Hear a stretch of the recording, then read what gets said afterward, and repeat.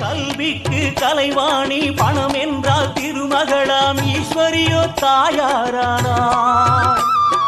கல்விக்கு கலைவாணி பணம் என்றால் திருமகளாம் ஈஸ்வரியோ தாயாரானாள்.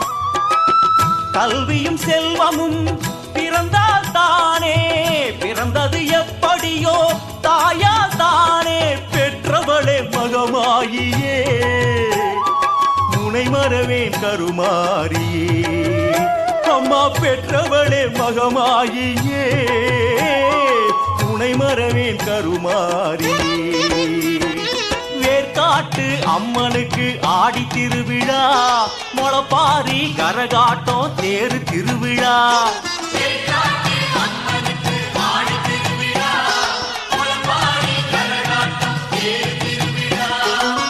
வேப்பிலை காடு மாறி